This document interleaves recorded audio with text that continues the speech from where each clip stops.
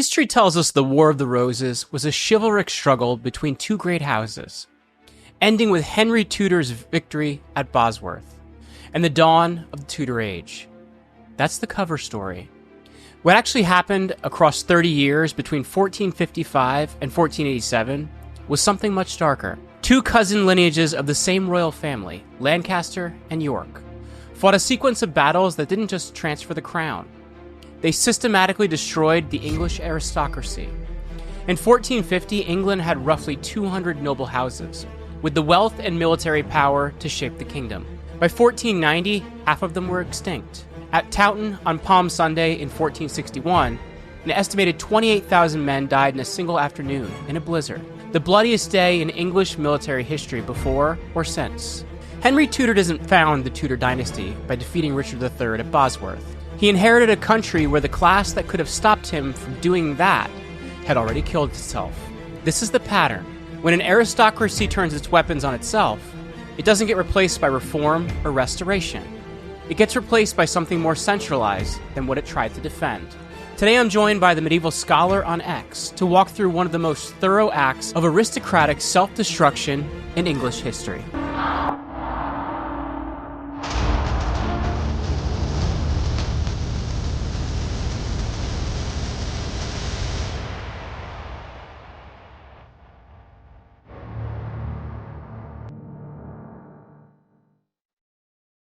Welcome back to Hidden Forces in History. I'm your host, Jeremy Ryan Slate, CEO and co-founder of Command Your Brand. You can find us at commandyourbrand.com. Reminder, if you're brand new to this channel, to like this video, leave us a comment, and to hit that subscribe button if you want more Hidden Forces in History. So today we're talking about a subject that I have really nerded out about in the last couple of years, and that is the English War of the Roses. And it's something that historically, I don't think we quite get a lot of the viewpoints that really explain the situation and even who came out on top. So today we're actually joined by one of my favorite X accounts. If you haven't followed him yet, please go do that. He is at Medieval Scholar. So we have the Medieval Scholar with us today. Thanks for hanging out with me today, man. Thank you for the invite. It's a pleasure to be here. Yeah, so for people that may not be aware of your work, just tell us a little bit about what you do and what they can expect from you. So what I do is that I have a Substack as well as a X/Twitter page that's dedicated to telling people and educating people about the ins and outs of medieval history, whether that be culture, religion, trade, warfare, and even highlighting stories of great heroes of the age. Especially for me, when I was in American public school, this is just not something that we learn about. Yep. But growing up, I remember watching Disney's like Sword in the Stone, and I was like, this is really cool. I want to learn more about this. So I got into it. I created this page dedicated. I really just thought, maybe 15 people, 20 people, they'll think that this is really cool, and I'll be content with that. And needless to say, it's been a wild ride to be where we are now, and I'm very grateful to be able to talk with people like yourself and other people who are interested to know more about history. So I want to kind of start us out so we kind of lay the groundwork correctly when we're talking about the War of the Roses. And I know we have an hour booked out, so I'm really hoping we can fit the War of the Roses into an hour, because it's very extensive. A very long ordeal. So we'll see how this goes. But can you walk us through the English political landscape in 1450? 5 years before the wars began, because I think that is important to have that. What kind of country is England at this time, and what specifically was about to break? Okay, so England in 1450, it wasn't a failed state, and it was not on the verge of collapse or anything like that. It was still a very powerful, major, and influential kingdom in Europe. Monarchy and the people around it were still, in terms of recent memory, are still enjoying the events of what happened when Henry V was monarch of England, and the conquest that he did in northern France, and of course the Treaty of Tewkesbury that would make him the crowned King of France after the death of Charles VI.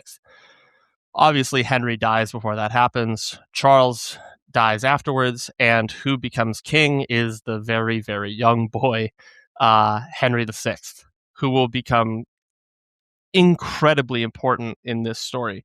So in 1450, a major event really starts to stoke the fire that people are having. It's called Jack Cade's Rebellion.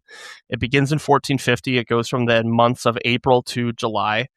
And it's basically people who are voicing their grievances, their local grievances about corruption, abuse of power, taxes, and all things like this. Not to mention, this is also stacking on top of the stress of the 100 Years' War, which is essentially in its final hours. The 100 Years' War only has about 3 years left, 2.5, depending on what time of 1450 you want to gauge it. So England is not in trouble, but it's on its way there. Mm-hmm.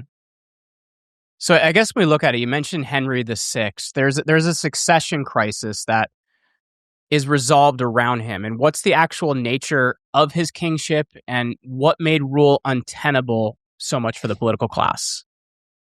So Henry VI is really interesting because when you're looking at the Wars of the Roses from an outsider's perspective, someone who may not know a lot about it, they hear about what happens. Usually when there's a civil war or a revolt like this, usually eyes are drawn towards the reigning monarch.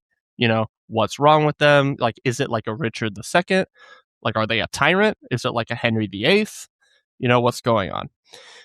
Henry VI is not actually a tyrant. He's very personally an admirable monarch. He's religious, he's charitable, and he's committed to peace for the kingdom. The problem with Henry is that it didn't effectively make him a good king. It could make him a admirable person as a result, but it's not. It doesn't translate well into monarchy. You're expected to lead politically, manage competing noble interests, reward supporters, punish opponents, things like that. You're supposed to project your authority as king, and Henry was not very good at this. So fast forward a couple of years to 1453, when the Battle of Towton happens and England loses, and that's effectively the end of the 100 Years' War, and England has lost. Henry goes completely catatonic. He has a sort of mental health crisis. He goes completely catatonic, and he's completely incapable of governing England for a considerable amount of time. And in that point is when Richard, Duke of York, is made defender of the realm. So when Henry is completely out of the picture for a while, the question of the nobles around him begin to raise up, and it goes something like, you know, what do we do? Our king is completely out of the picture. He's not able to rule the kingdom in this state. So if the king can't rule, then who's ruling in his place? And he's a very interesting character, too, from the perspective of, because I've read a lot of Dan Jones's work and a lot of other sources, and even his marriage to Margaret of Anjou, like, she's a very interesting character in this story as well, because it seems like in a lot of ways, and I could be taking some leaps here, but it seems like in a lot of ways, she's who Henry isn't, if that makes sense. I agree. Margaret of Anjou is actually a very politically smart, cunning woman. She's very politically savvy, and she's able to do the things that Henry is unable to do, like you said. Something that a lot of people, tracing back to what I said earlier, a lot of people will typically put their eyes onto the king. You know, what did they do wrong? What did they do to cause all this problem? And I think that it's very important to analyze this conflict as something that isn't entirely Henry's fault. England already had structural problems within the realm, but his inability to manage those problems kind of exasperated the political situation into a constitutional crisis. Mhm. Henry didn't create the tensions that led to the wars happening, but once they got going, considering the person that he was unable to stop that train once it got moving. And as well, I'm kind of foggy on the details here, so I'm hoping you know them. But is it Henry V, or is it one of the rulers before him that actually changes? I'm not sure if it's divisions, but the way titles are done as well, and that also creates some of the underlying pressure as well. Am I correct to say that? I believe it's Henry V Okay. that changes how things go. So what exactly does he do? Things sort of, it goes about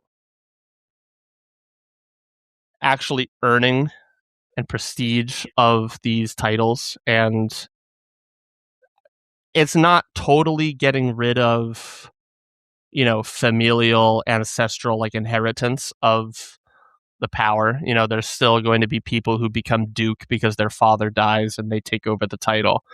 So everything is still centric on family. Mm. A lot of these families are very powerful. Obviously, the two main character families of this conflict are cadet houses of the legendary House of Plantagenet.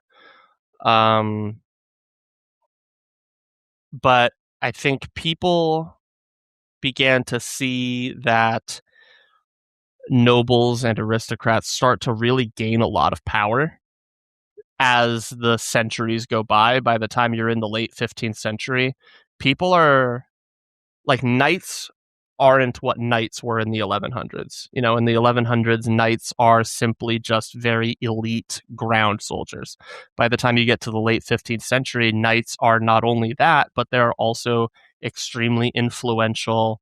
They're landowners, they're leading armies, they are taking part in court affairs and how to manage governance. So it can be very messy for someone who is inside it and they don't know how to work it.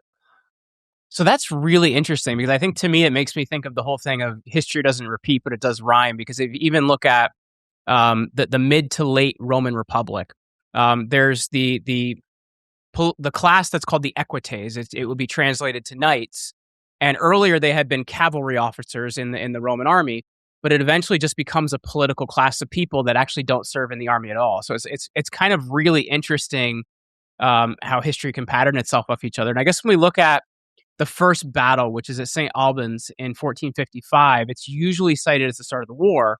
Um, but how clean is that as a starting point? And was it always going to escalate past a dynastic war?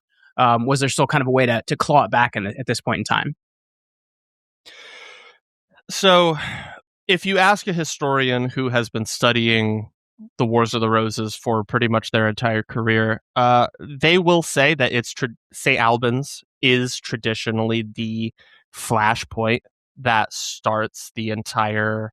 It begins as political back and forths, but this is when it really erupts into armed conflict. The whole situation is already sort of like a powder keg, and the skirmish at St. Albans is like the match that goes into the fire.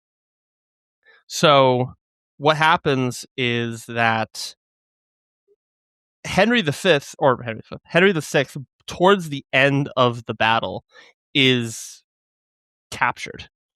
And this is something that a lot of people are just shocked to see.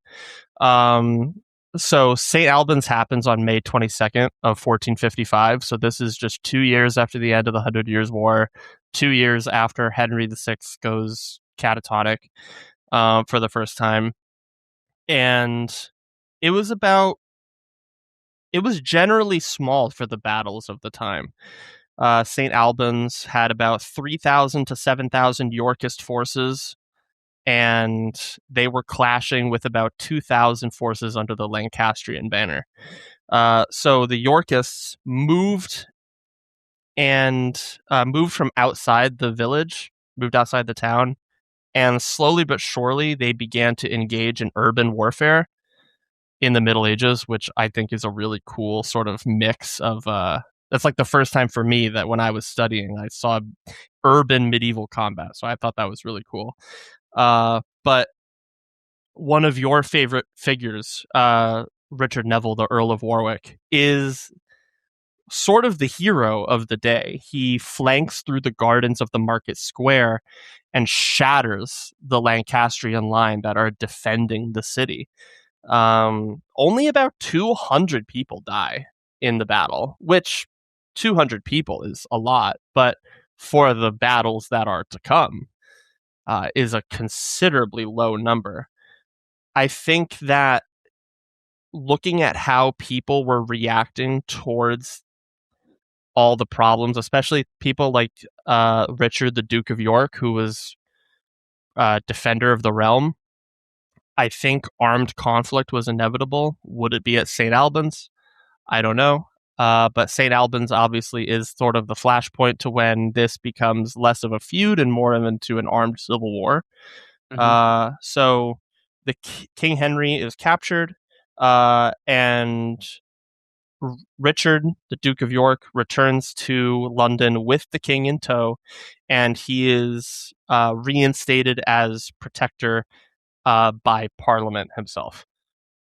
So it's really interesting. I know we'll get back to Richard Neville, the Duke, the Earl of Warwick later, the Kingmaker. He's a very interesting character in this whole story because he's very involved in much of it. And he seems to be one of the shrewdest political operators in all of it too. So we'll get to him more in a bit. But when we look at 1460 to 1461, the conflict moved from more of a faction type dispute to more of a full succession war. What are the events that lead us up to Towton?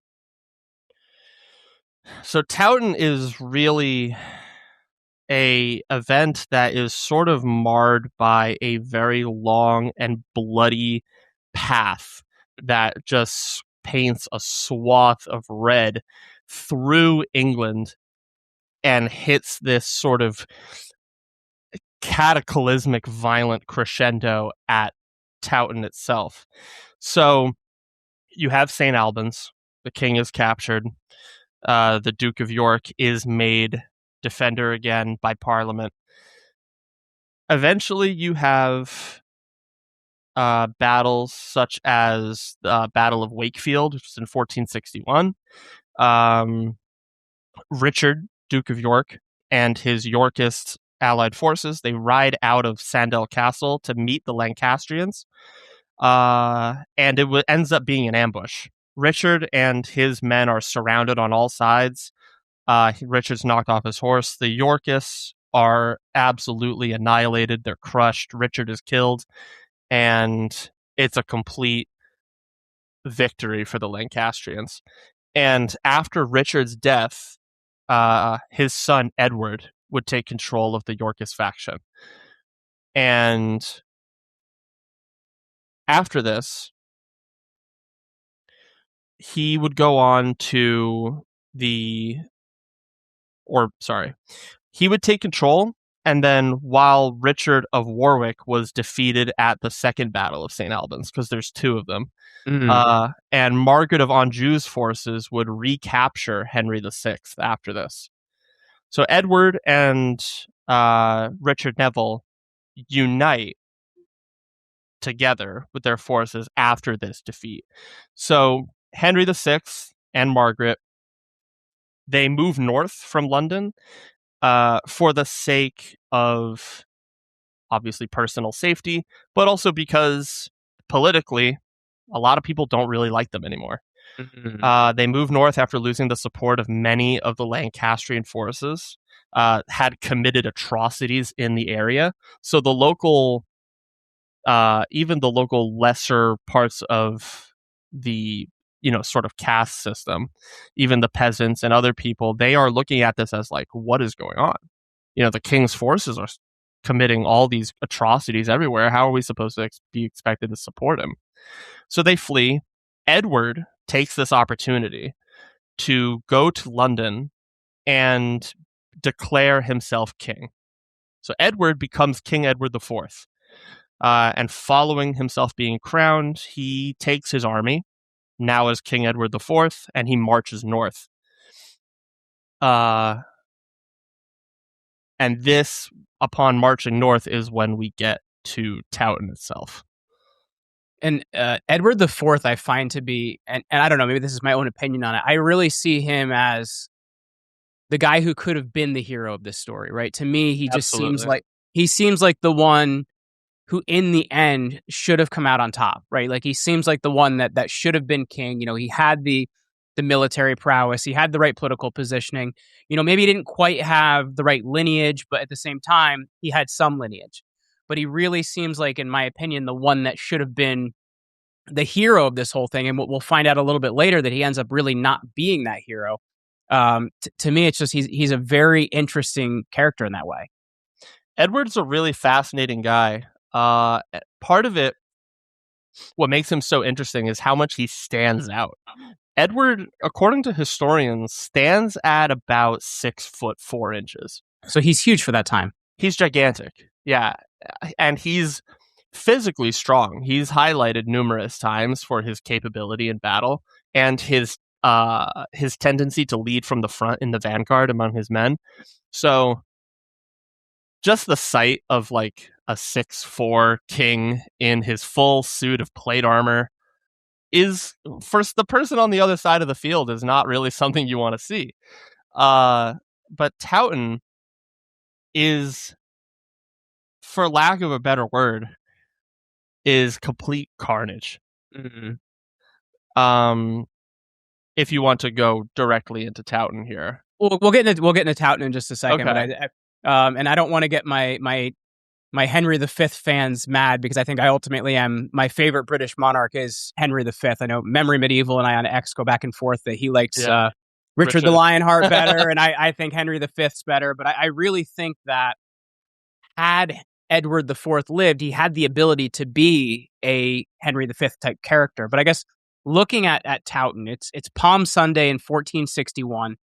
28,000 are dead in a single day in a total blizzard. What's the modern scholarly assessment of those numbers, and what's actually known about the battle and how it unfolded? So Towton, the numbers of dead can be disputed. They're still being disputed to this day. But it feels like every historical battle is that way. Yeah. Towton is like, because people don't want to be like, oh, there was 100,000 dead. It was, the rivers ran red with blood. Well, it's like the Greeks talking about the Persians. There were 1 million Persians. No, there definitely weren't. But okay, yeah, that makes me feel better. The chroniclers at the time really wanted to like hype up their side, but they definitely all agree that it was the largest and bloodiest battle on English soil. Regardless of what the final death tally was, it was complete carnage. So like you said, it takes place on Palm Sunday on March 29th, 1461, in North Yorkshire.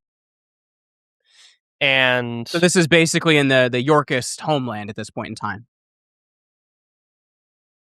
Yeah, this is, they're riding, because they had ridden north, Anjou and Henry, and Edward has declared himself king, and he goes north to follow them. Mm-hmm. So he wants, I would imagine, from my point of view, if I was Edward, I'm looking at Towton as like, whatever this next battle is that we have, I want it to end everything right here. And Edward is no slouch. Edward actually goes undefeated in his military career in his life, especially as king. Wow. If I remember correctly, Edward goes 8-0 in his military career in the Wars of the Roses. Edward is a formidable warrior. He also has his brother Richard by his side, which we'll see him rear his face later. And so you get to Towton, and there's a snowstorm blowing. Lancastrian archers look to begin the assault themselves. So they start firing volleys of arrows towards the Yorkist lines. But due to the winds that are happening during this snowstorm, the winds are proving the arrows to be ineffective. The arrows are actually landing short. Wow. They're not blowing back or anything. They're landing short of the Yorkist line. So what the Yorkist archers are doing, since the wind is on their side, they're shooting their arrows back, and then when they run out of arrows, they're walking forwards and taking the Lancastrian arrows out of the ground and firing them back. The Lancastrian soldiers realize what's happening. They go, okay, our archers are not going to be able to do anything because of the snow. They're supplying the enemy. Yeah, they're like, okay, we're going to have to just advance. We have to advance and we have to engage in melee. So they charge into their ranks, and an absolutely brutal, bloody melee ensues. The Yorkists were outnumbered, and they begin to get pushed back. And at that moment, as they're being pushed back, reinforcements from the Duke of Norfolk arrive and flank the Lancastrians on his and just completely rout them, destroy them, and crush them.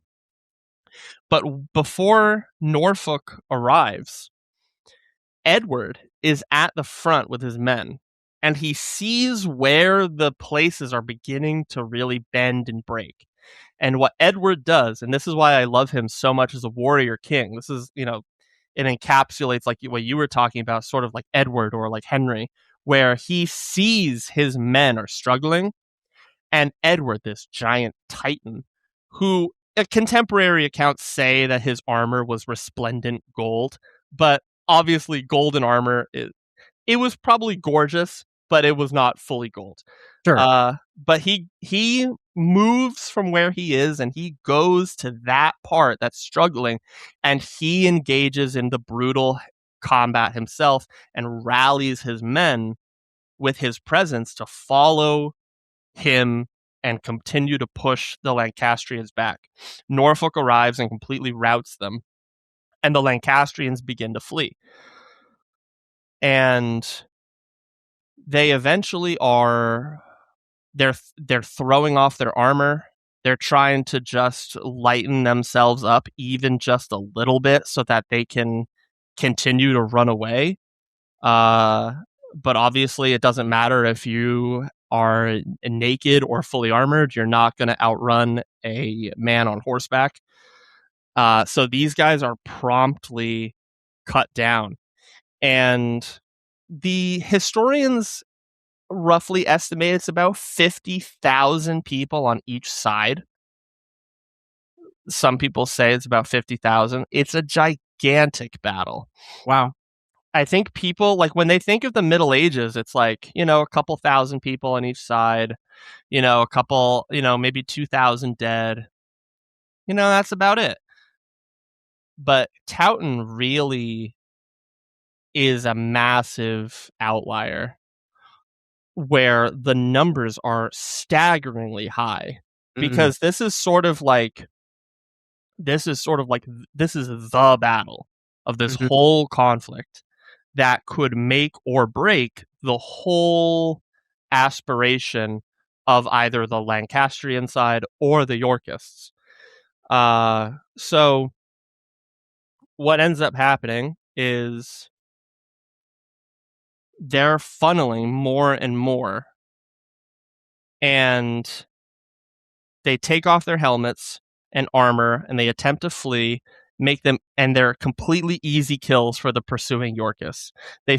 They're running, and they flee into this area, which is now known as the Bloody Meadow, where Norfolk and his men completely cut down any Lancastrians that are in front of them. It's a complete wash. Both sides before the battle were told to give no quarter. Gregory's chronicle states that 42 knights were killed after being taken prisoner, and archaeological digs in the 20th century, they discovered mass graves of soldiers from the battle. One man, I had posted about him a couple times. He's only known as Towton 25, and he's a skull. But what's terrible about him is that his skull, from about, I would say, the corner of his mouth maybe right above it, the corner of his mouth, right where his upper canine is, all the way until it curves upwards into the top of his head, is completely bisected by Wow. what was probably a poleaxe or a battle axe or something like that, just chopped right into his face. A lot of nobility were also slain in battle. Lancastrian nobility lost the Earl of Northumberland, Lord Wells, Molly, Ed Dacre, and Sir Andrew Trollope in battle. The Earls of Devon and Wiltshire were taken prisoner and then executed afterwards. After this battle's over, Henry flees to Scotland in exile after the defeat of his army, and his wife and his son. And the battle was a complete resounding victory for the Yorkists, and there's even a commemorative cross today at the battlefield. Something that really made my stomach churn when I was reading about the battle was that Wow. when before the Bloody Meadow happens, is that Norfolk and his cavalrymen are chasing the Lancastrians, and in their desperation, they're running across a river. And Norfolk and the other Yorkist men are completely slaughtering them, to the point that the river does actually run red for days afterwards of the battle. There My were gosh. so many corpses in the river that it said that the Yorkists didn't even get their boots wet because they were just using the bodies as a land bridge. So we hear this, and this is 1461. We hear this and we say, okay, so Edward IV wins this battle. It sounds like he absolutely pulverizes the Lancastrians here. He should have a rule and he should be king for the rest of his life, right? It's a position to be in. But then something really strange in English history happens, and it's called the Readeption.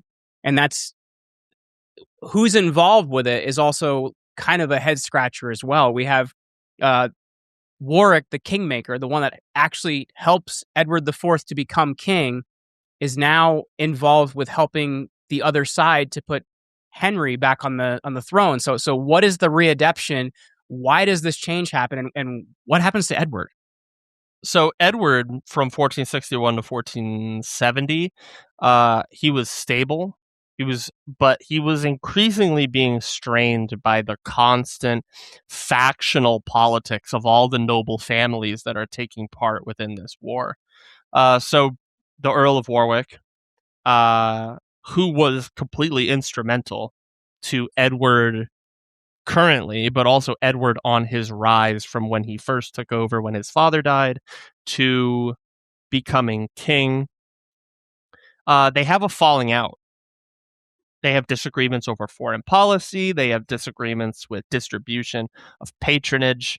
But the biggest one, the really big nail that goes into the coffin of this relationship, is that Edward secretly marries Elizabeth Woodville. Yeah. Edward secretly marries Elizabeth Woodville, and Warwick is pissed.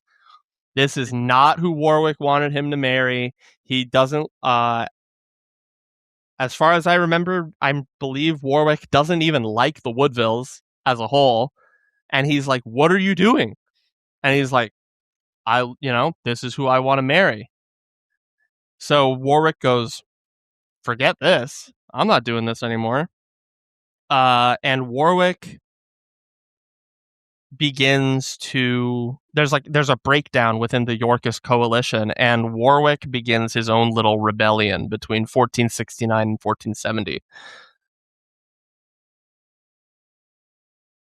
And so Warwick, the key things to know about this whole scenario is that Warwick rebels against Edward. He allies with Edward's brother, the Duke of Clarence. He restores Henry VI in 1470 as king, which is the Readeption, and Edward IV returns in 1471. And this all leads up to the really It's very interesting how poetic this conflict is. It leads up to the very poetic sort of climax of all of these previous social struggles in Tewkesbury in Mm. 1471. So what happens at Tewkesbury? You know, what we have this situation where Edward now is king, but he isn't king. Henry wasn't king, but now he is king. And then when this leads us to Tewkesbury, what happens at Tewkesbury? So Tewkesbury is really interesting. So the strength of each army is about 5,000 to 6,000 soldiers on each side. Another fairly large battle. Edward is leading the Yorkists, and the leader of the House of Lancaster is Prince Edward of Westminster. He's Henry VI's only son. So this is a dramatic battle that is about to take place. The only son of the actual by blood King of England is on this battlefield against undefeated Edward the Fourth.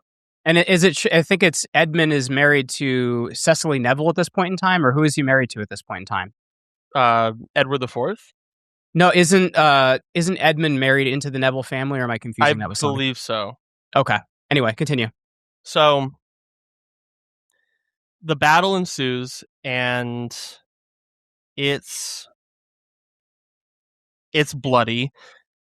Edward of Westminster is killed in battle. Henry VI's only son is dead, so Henry now has no heir. No direct heir, at least. The direct Lancastrian succession line is severed with that death. The battle ends, and not just is Edward of Westminster killed, but also many of the leading Lancastrian nobles are arrested and executed on the spot, one of which is Edmund Beaufort, the 4th Duke of Somerset, who is on the Lancastrian side, a very influential, very powerful leader. He's a military commander. He's seasoned. He's been around. He's constantly fighting in battles, and he has always been loyal to the Lancastrian cause. And at the end of this battle, he is taken to a chopping block, and he is beheaded by an axe on just literally right after the battle. Henry VI also dies shortly after this battle happens in the Tower of London. It's not provable beyond doubt, but a lot of people believe that Henry VI was murdered. I think it's a very plausible thing to say that Henry VI was likely murdered by someone in the Yorkist cause to just go, oh my gosh, I just want this to be over already. Just get rid of this guy. Yeah, like I'm so tired of this. Just get rid of him. So this battle effectively destroys any possible credible Lancastrian line continuation in its primary form. So from here, the Yorkists are structurally secure. Edward IV is king. It's looking great from their perspective. You know, the prince of Henry is dead. Henry himself is dead. And you guys just come off a very dramatic battle. This is fantastic for them. So then what happens next? Like where do we go next from here? Because the man we end up on top, we talk about the Lancastrians not really having somebody we could be seen as the next candidate to be king, but somehow we end up with Henry VII, the son of Margaret Beaufort, who isn't exactly somebody we think should be in line to be the next king. Oh, are you talking about Henry Tudor? Yeah. Oh, yeah. So I apologize. yeah, it's okay. So in the in between there, so Edward fathers children. You know, the famous princes in the tower that many people know about. Edward dies eventually of illness, which is probably the biggest tragedy of this whole conflict, because I think if Edward was to have survived, I think that this conflict goes completely differently. So Edward dies, and it's now up to his children, princes in the Tower. However, they're too young. So who becomes regent to lead in their stead? Edward's brother, Richard, Duke of Gloucester, who ends up becoming Richard III of England. Now, I don't think I've ever found someone who's like neutral on Richard III. They either really like him or they really hate him. I tend to think we've had Matt Lewis on the show to do an episode on Richard and also the princes in the Tower. I tend to think that Richard got a bad rap, and I think a lot of it comes from Shakespeare, which I think was a lot of propaganda. And I think at the same time, you look at Henry Tudor, a guy that actually had no legitimacy, needs to look legitimate. And how else would you do that? By killing a tyrant. Absolutely. I think from their perspective, I think in hindsight, they believe that painting Richard at this last surviving king of the Plantagenet dynasty as a Tudor, you're thinking, oh, well, if we paint this guy as like a really terrible person, well, then it gives us probably more favorability amongst the public. They're not going to reminisce so fondly about, this king of ages gone by. So Richard becomes regent, and what is believed to have happened, the princes are put into the Tower.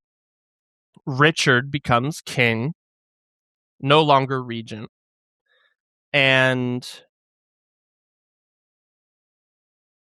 eventually, at some point, the princes disappear. Did Richard do it? I don't believe he did. Some people really dedicate their whole lives to trying to figure out if Richard was the one that did it. I don't think he did. But so Richard becomes king, and Richard kind of gets overshadowed by all the people who are in this conflict.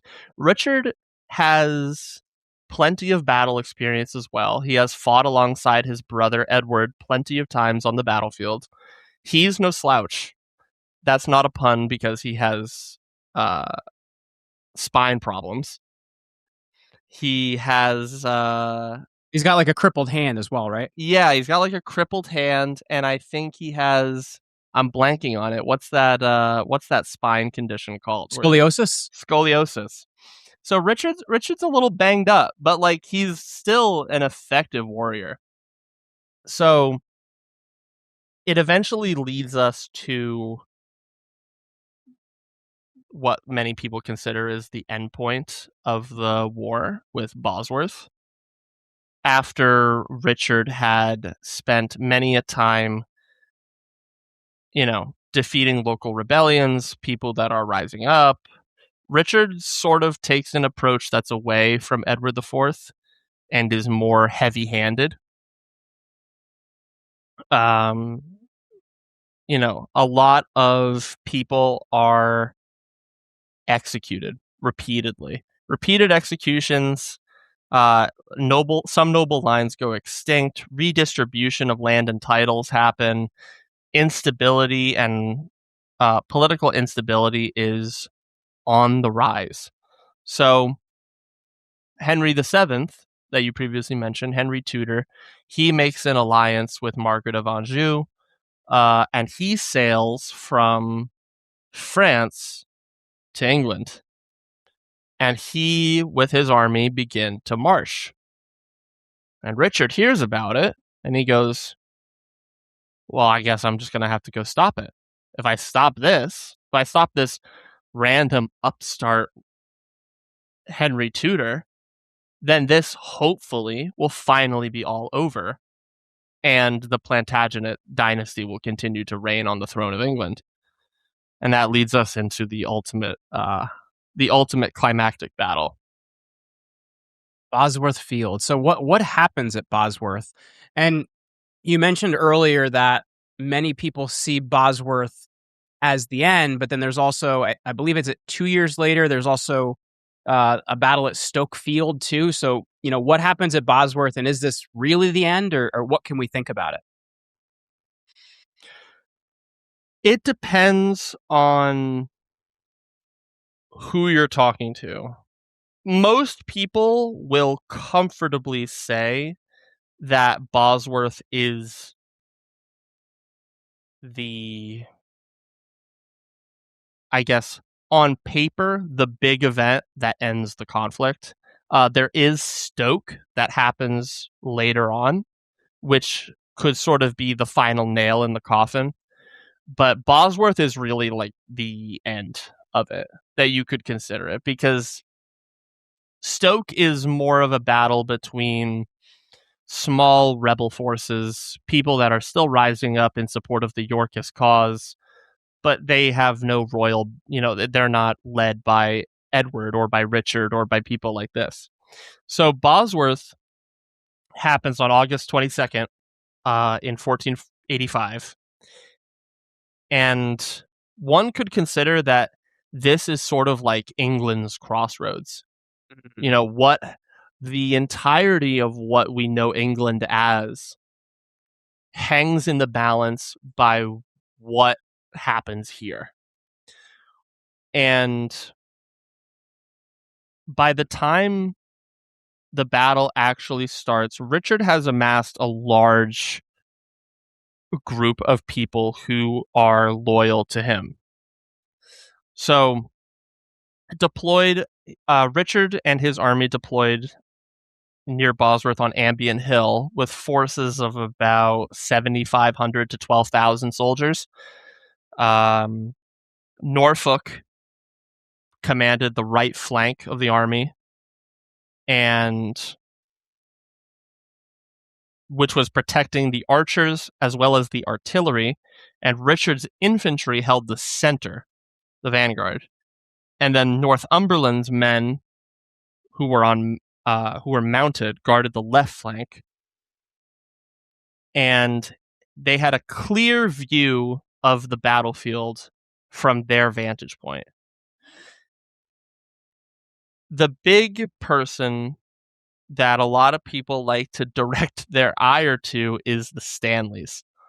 A lot of people are very upset with the Stanleys. They look at them as sort of they betrayed Richard, they betrayed the king. Stanley's the one that kind of like hangs out, sees who's winning or who's losing, and then decides where he's going to go. Is that correct? Yes, he's the one that stands back, and what leads to Richard making that sort of valiant final charge to try and kill Henry. Because the Stanleys are like, they're just hanging out. They're just waiting to see what happens.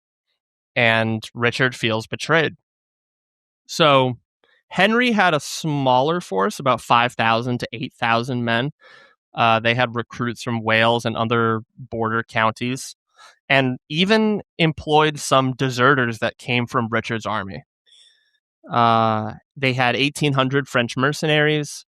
And as Henry's army began to advance, they were continuously harassed in the field by Richard's artillery cannons. Now, Henry was lacking military experience on his own, and Oxford was the one who kept the army in a tight formation so that they are avoiding being completely enveloped by Richard's larger forces. They don't want to happen what happened at Wakefield, where they're completely surrounded and just crushed in one fell swoop. Norfolk's forces advance, held off by Oxford, and they lead several of Norfolk's troops to flee. Richard called in the battle for Northumberland's assistance, but his troops didn't move, likely due to difficulty of maneuvering, some people say, on the narrow ridge of the hill that they were sitting on. So Richard decides, I'm going to just lead a direct charge, and I'm going to see what happens here. So Richard spurs his horse. He leads a direct charge towards Henry.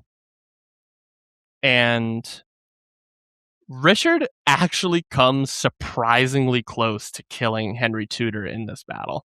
Wow.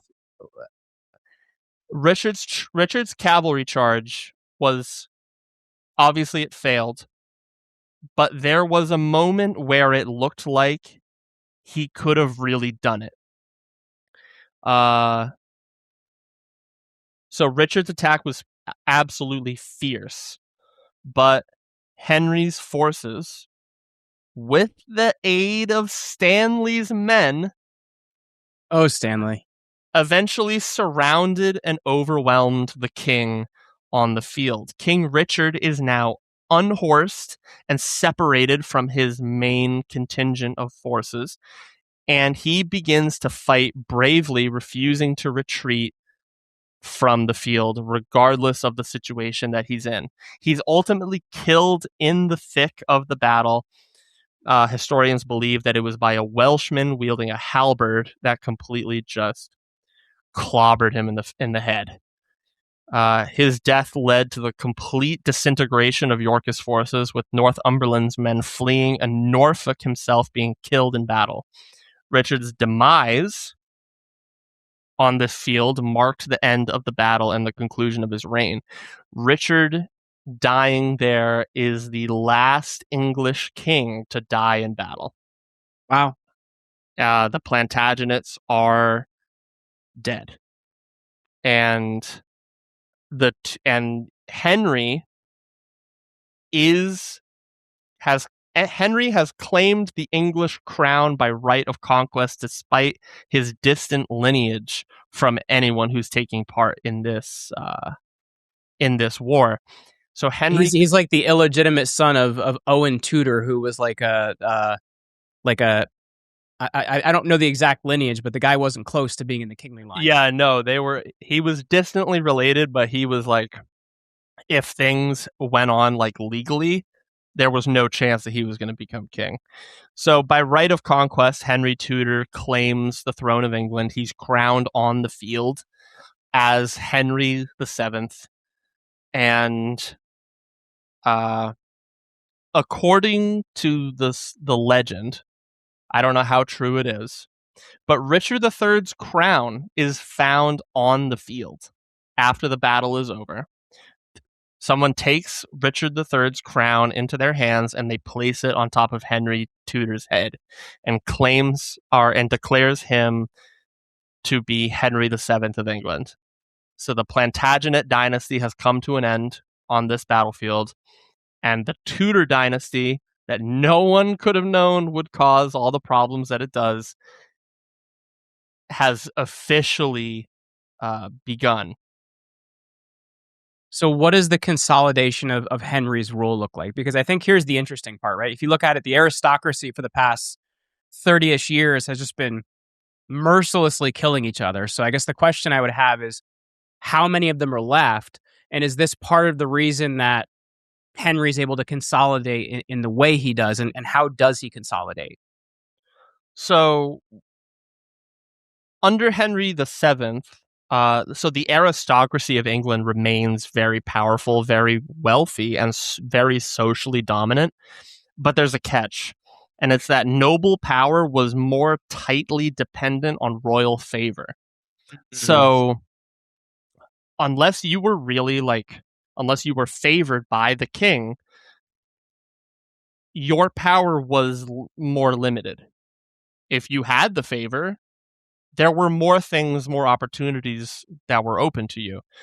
Private military retinues are restricted even more under Henry VII, and the crown was more willing to intervene in noble disputes because they don't want, obviously, what just happened for the last 30 years to happen again. So aristocratic power in England doesn't really disappear, but it's more a shift away from its independence.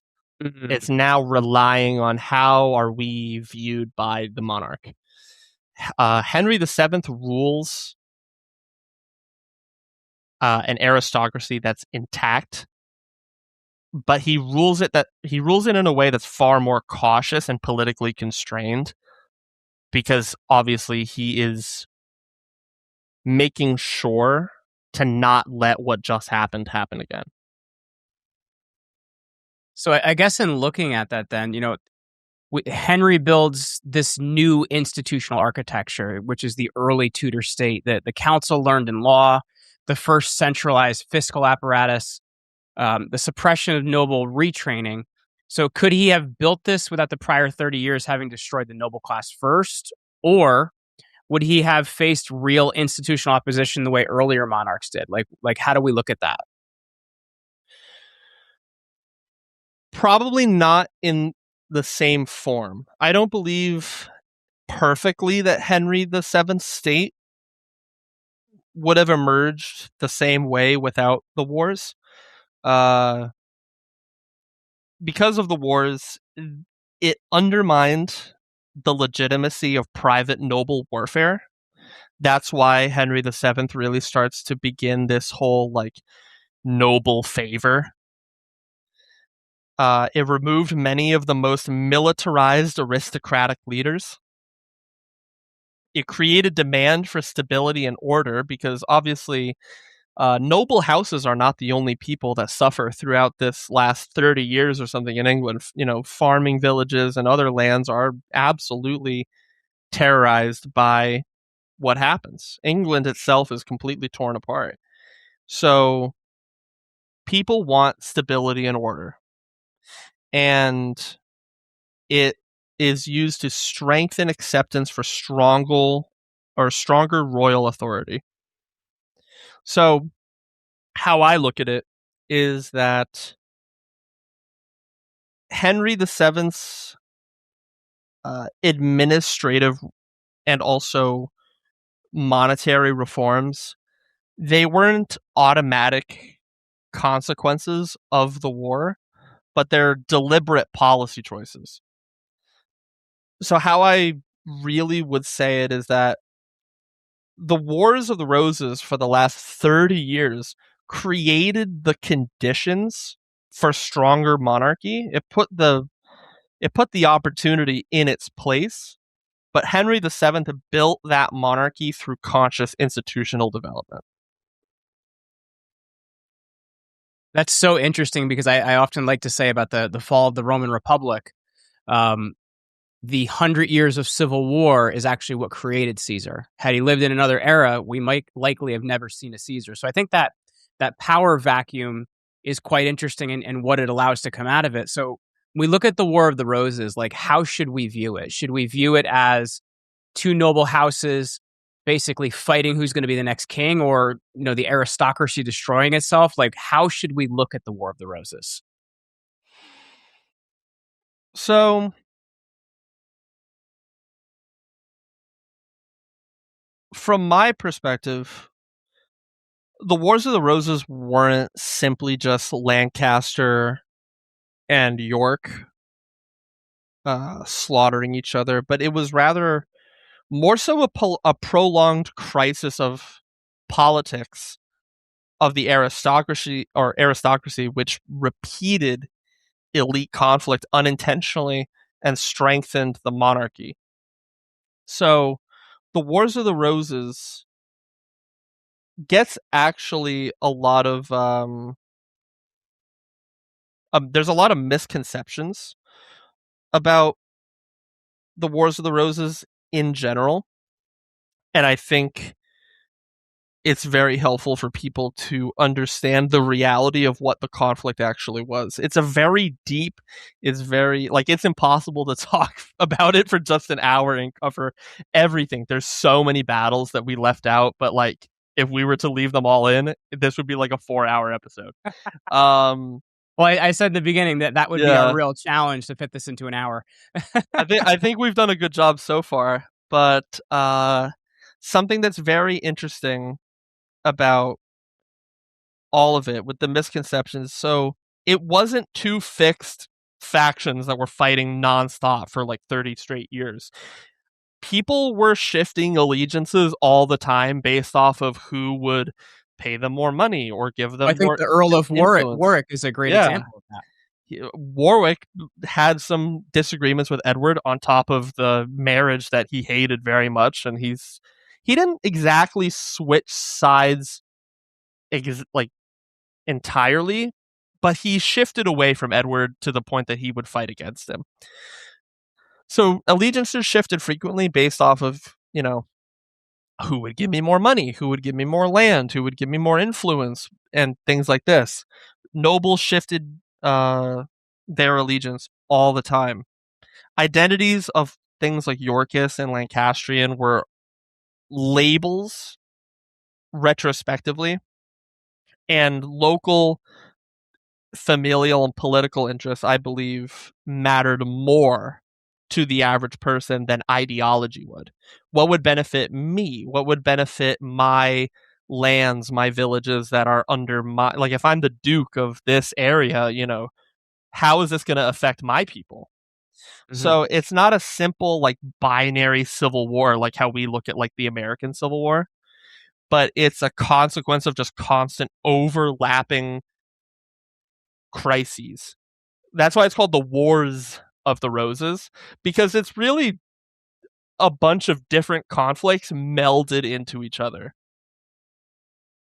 Would you say that's the biggest misconception you often find yourself correcting in your work, or is there something bigger? I think some people typically think that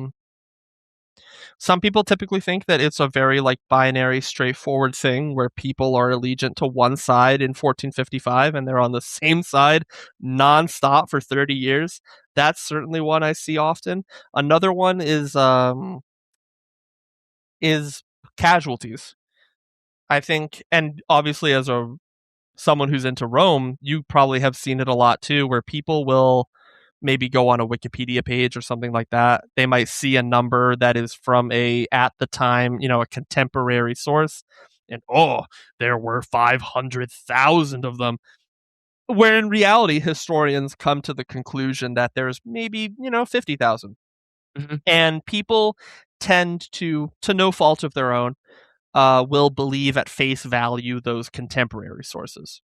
And a contemporary source at the time, even for the Middle Ages, they're very propagandized. They're made, because obviously even the people who are chroniclers, they have their own people that they support. They want to make their guys look bigger. They want to make their guys look stronger, more badass. Dude, did you see Edward IV with 900 guys just took out 400,000 Lancastrians? That's amazing, man. Like he was 7 foot tall, picking guys up and literally just biting their heads off on the back. Yeah, dude. He was the mountain from Game of Thrones on the field of Towton. That was badass. Like, that's how they talk about it. I think that's a really good point, though, too, because I know even my other channel, The Roman Pattern, we talk about civilizational collapse, and people often talk about late Rome, and they'll use the military as an example to show how well it's doing. And they'll say, there were so many more legions in late Rome than there were in early Rome. And it's like, well, yes, there were, because they reduced them in size. They went from 5,000 men to 2,000 or 3,000 because they just didn't have enough guys. So I think once again, it really goes back to what actually happened and what do we actually know. And many times, though, that information can be skewed. Primary sources are still the best sources we have. Absolutely. I actually, when it comes to the question of, like, what were the Wars of the Roses really about? Like what you asked me earlier. Or if someone was to ask me that, on the timeline, if someone was to just, tag me and ask me that, I actually wrote down a little statement of what I would say as an answer. So if asked that question, I would say the Wars of the Roses began as a dynastic and political crisis caused by weak royal government, evolved into a struggle among competing aristocratic factions, and ultimately transformed the balance of power in England by leaving the monarchy stronger and the nobility less able to challenge it. And that is how we get Henry Tudor to be Henry VII. And it's funny because Henry VII really isn't that bad of a king. But Henry VIII, wow. It really is. That's a podcast for another time, I will say. And we are taking Henry VIII up on a future show. So I'm excited. Well, I appreciate you doing this today. For people that want to follow you or check out your work, how should they do that? As I said, there's a lot of X accounts I follow, but yours is one of the ones I actually have notifications on because what you post is great, especially when you're posting that Holy Roman Empire flag. So where can people find you and what can they expect from you? So if you want to see the content that I'm making, you can go on X, or if you call it Twitter, it's at Medieval Scholar, and I have my Substack tagged in my profile, but it's also the same thing. It's Medieval Scholar on Substack. I write frequently on both platforms about anything related to the Middle Ages. My biggest fixation, obviously, is into France, is into England, the Holy Roman Empire, and even the years going into outwards of the Middle Ages. Maximilian of Habsburg and the rise of the Habsburg dynasty. I like the Dukes of Burgundy, and I write very frequently about the influence that all these things have as like sort of one big spider web as the growth of medieval Europe over the course of 1,000 years. I also just recently went to a museum on a vacation, and I posted a bunch of really, really cool artifacts that were housed at the museum, including a authentic German salad. And I think people who are really into that stuff will find an absolute blast of it. So that's where you can find me. If you want to find anything that interests you, I have a highlights section on my page. You can just scroll through it, and there's a bunch of great stuff to read. Very cool. Well, you guys should definitely go follow him. Definitely one of my favorite follows on X. Medieval Scholar, thanks for hanging out with me today, man. It's an honor. Thank you for the invite. Here's where this leaves us. The story we tell about the War of the Roses is a story about heraldry, succession, and the eventual triumph of Henry Tudor. That's the romance. The actual story is mathematical. 200 noble houses in 1450, about 100 of them extinct by 1490, 28,000 men dead in a single Palm Sunday blizzard at Towton, an aristocratic class that destroyed itself across 30 years of dynastic war and produced a country where the institution that survived the destruction, the crown, could centralize power in a way no English monarch had been able to do for 2 centuries. Henry VII inherits a kingdom where the class that could have resisted royal power has eliminated itself.